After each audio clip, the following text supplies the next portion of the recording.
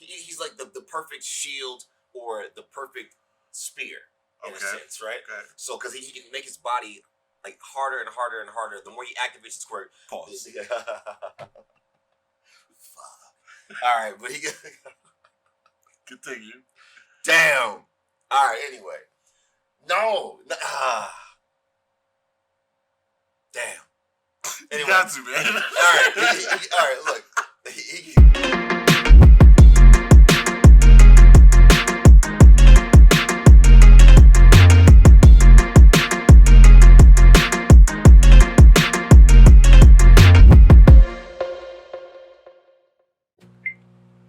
Welcome back, guys, to another episode of QLF. It's your boy, K-Bash. It's your boy, B-Mac here. And we are doing our character highlights with My Hero Academia still. We want to continue to put respect on these supporting characters. And we've been going down the line. You guys already saw the Tokoyami. You already saw the Bakugo. And now we are moving along to Ichiro Kirishima. Okay? You okay with that, man? I'm okay with that, man. All right, we're gonna go with Ichiro Kirishima. Well, I feel like Mr. Kirishima, aka Red Riot, it's like he's kind of underrated, man. Underrated as underrated. As a supporting member of Class 1A. So we'll go ahead and get into his quirk. Okay? Yeah, hardening. Right? The quirk that he's got is hardening. The skin gets really tough. Yeah, we'll say that. Tough. We'll say that. Okay. So I guess he's able to make calluses on his skin that continuously create, what is that, the meiosis process? So the organs continue to like collapse upon each other until they're like really strong. They become dense, right? They become dense. So he can make this like, I guess he goes through stages of the ability of how dense he can make himself, because as you can see in certain scenes, it chips off when he gets hit. So like. But that's his quirk. So he's the perfect defense, perfect offense, right? Like, you know what? Quick side reference. You know who he's kind of like? The dude from fucking Invincible, the black guy. The black guy from Invincible. Yeah, who got the fucking. Are you talking about Titan? Yeah, that Titan, the black dude. Okay, yeah, it's kind of like that. Okay, so like that, but on a much higher. Think about it if Titan was able to continuously make cement on top of the cement. So to where, or make harder versions of cement to almost like make your skin like diamondized, right? Like, you know what I'm saying? Like encase yourself in diamond. But anyway, so there's another guy that's just like him in Class 1B. Yeah. His name is Tetsu. We'll just call him Tetsu for short. Yeah. But he makes steel. It's like steel. Steel. He turns his body into steel. You got a question, Mike? I was just gonna say, man, so why... Like, okay, we have a lot of heroes in Class 1A, right? Yeah. You know, and everybody focuses on the Todorokis and the Bakugos and, you know, and all that. I mean, I'm not saying they're not dope heroes, but, like, my boy Kirishima has his place, you know what I'm saying? Like, he's helped out. Like, for example, the fight with him and Rappa. And, what was it, Fat Gum? Fat Gum, yep. Yeah, so, like, you had Fat Gum there as the mentor. You had him here with the whole freaking crazy MMA fighter dude. Yeah, Rappa's nuts. And he was hanging in there. Yeah. And I feel like a lot of times, like, we skip over the side characters' importance in that sense. Like, had he not been there to handle Rappa, you know what I'm saying, Deku wouldn't have had the time he needed to save old girl, Art. Correct. You know what I'm saying? So, like, I just feel like we sleep on people who have, I guess, what you want to call is non-combative quirks. And for the longest, Kirishima felt like he wasn't, I guess, one of the cool kids, because his quirk was, you know, when he hardens or whatever, and he hardens his skin, he doesn't like how he looks. He feels like he doesn't really, found that he was he felt he was like an outcast, you know, like, and ugly and stuff. But when you really think about it, I mean, in their world, being able to be a shield is pretty all right.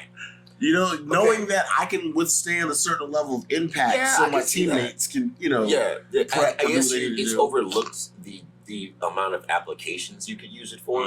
You know, I think that like Kirishima had that mentality that all I can do is make my skin hard. Like I can take impact, I can take a beating, and like I don't think that he looked at the other ways that could be used, and he found out that he could be used in many different situations by being in Class 1A and dealing with someone like Midoriya who has that tactician-based like planning prowess, right?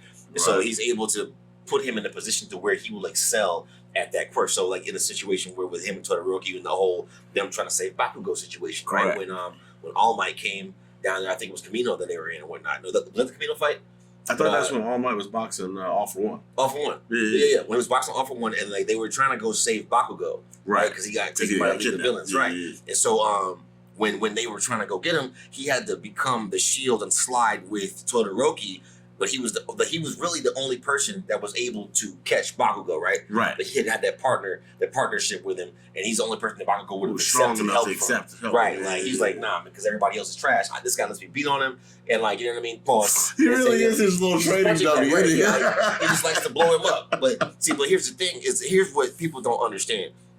Bakugo continuously attacking Kirishima with his quirk allows Kirishima to take more damage and Bakugo to put out more damage. They're the perfect match. Yeah. Like as far as sparring partners, hand in hand, correct. Like because you need to learn how to take more impact, and I need to learn how to deliver more damage. You know what I'm saying? What if I come up against an opponent like you who can toughen themselves? Correct. All right. And I need to know. Now I need to know how far my blast impact radius really, or how strong, or how concentrated. Correct. Okay. Yeah. You know, certain people have been able to chip away at his hardening ability, right? Like, even Bakugo exploited that when they were fighting in the UA festival. Yeah. And he was like, you have a limit to how much damage you can take for how long. And so that's something that he knows is his weakness. So Kirishima has gone through many different leaps and bounds to have like Red Riot Unbreakable. That is the overexertion. Let's take a second. I want a quick little fact here. Okay. So what you got? Do we know why his name is Red Riot? Yes, I actually do know that. Like his mentor, when he was a little kid, right, when he still had black hair, right, before he got the red hair, he used to admire this guy named Crimson Riot, who was one of the TV heroes that was always I see doing the research. So he's a very manly. That's where he gets his personality from because like Red Riot is Crimson Riot rather was very manly on TV. He was always about honor and he always had the manliest way of answering his that's questions. One of the most hilarious anime tropes that to be being a man means tough and gritty all the time. You just always he's a man's man. But it's not even in the negative sense because people sometimes take that as a toxic thing, right? Like being too manly or whatever. It isn't that he mansplains things, right? He's probably the most positive version of what a man is, right? So when it comes down to it. Like think about when they were running into the Shie Hasaikai fucking base, right? Right. And he was like, man, like we're kind of outnumbered. It's just gonna get like out of hand or whatever. And he was kind of like, it was one of the times that you saw Kirishima have like a doubting morale to the situation, right? And like somebody just turned and was just like, don't worry. In fact, I was like, don't worry, we'll get it. You know what I'm saying? And he was like, yeah, you're right. Immediately snapped back into got him back in the game. I mean, he was like, literally, they were all looking like, damn, that didn't take much for him to get back in the game at all. Like, didn't take a lot of convincing to get you back. Like, but he's very positive in that way. I feel like that's one of the highlights of Kirishima. When we're talking about putting respect on somebody, he has the most positive attitude in the worst situations. Yeah, you know what I'm saying. I'll give you that. And that's. I mean, even in his fight with, going back to his fight with Rappa, he didn't think he was going to win that. But he was like, "I'm gonna give it everything I got. I'm gonna give it all I got because my man. Like, this is what it is. You know what I'm saying? And that's like, you gotta give him props for that. I feel like you gotta put some respect on his name. Put some respect on Kirishima's name, dude. Like he showed his worth. I think, like in a situation where he thought that he was worthless, you know what I'm saying? He felt like his quirk didn't fit the situation because you have someone here who was completely offensive with Rappa, as someone compared to him who was completely defense. And so now at this point, it's like immovable object meets the other one, the unstoppable force. Yeah, that. So good job, man. Like that. That's like how you did that. Teamwork. That was good teamwork. Right, so, but check this out. So look.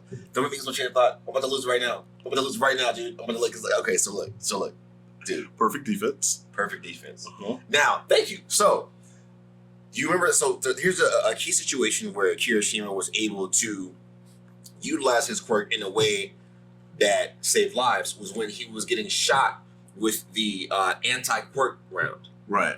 And he hardened his skin. The round bounced off of him. So if Kirishima's quirk is active, that artillery would not work on him. You cannot shoot him with the quirk stealing a pistol round. You know what I'm saying? So he would be a pivotal person inside of a battle such as that. Like when it came down to somebody trying to like steal quirks, and when they have like snipers on the roof and everybody got the Ari like rounds. You know what I'm saying? Like I guess we'll call them Ari rounds. Ari rounds. Ari rounds, like, you know what I mean? But look, now I had some questions that we're going to talk about in another show because there's some design that I want to talk about as far as quirk stealing is concerned, right? Yeah. With All For One and with Star Shigaraki and like Star Stripe and like all like. But there's a couple of times where I wanted to discuss quirks should have been stolen. Okay. But I think that there were some plot holes there. But we'll talk about that next time. But guys, in short, we wanted to make sure that you guys did recognize a lot of the areas where Kirishima was a pivotal point in the progression of Class 1A, the progression of the actual hero he's trying to be, which is Red Riot, and how he was able to overcome feeling like he was worthless and finding his actual worth. And we think that he deserves a whole lot more respect for that, man. So yeah, man, you gotta put some respect on the man's name. Yeah. Like he has in more ways than not shown up when he's needed. correct, dude. Like just definitely. and that's clutch, dude. Like sometimes you have to forget you forget about your strong foundation. That's exactly what Kirishima is. He's a strong foundation inside of the class. Whenever he's in this trio with Bakugo and Kaminari, that is a dope. Because look, he's grounded. He can take Kaminari's electricity and withstand the blast from Bakugo. There are so many that trio is disgusting. Yeah. Like, I'm not talking about like they could take on a lot of pro heroes with that trio alone. Just the gang right there. Because they have each other's coverage. They got each other's coverage,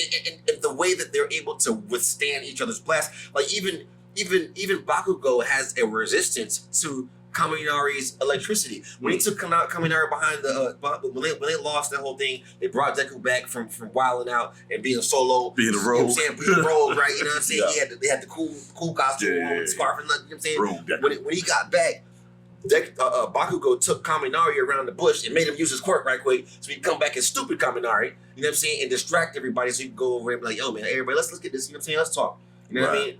And so Kirishima, Deku, Kaminari, like that whole squad right there, dude. And don't even like. So then you got your perverts. You got Sero and who's the tape dude, right? Got her class And pervs. Mineta, right? Yeah, so like you Mineta. got the pervs, right? So you got all these people that are really pivotal. We want to put a little more emphasis on highlighting them instead of always looking at the protagonist. So stick around and we'll be talking more about that. In short, it's your boy K Bash, It's your boy B Mac here. and we will see you later. Peace.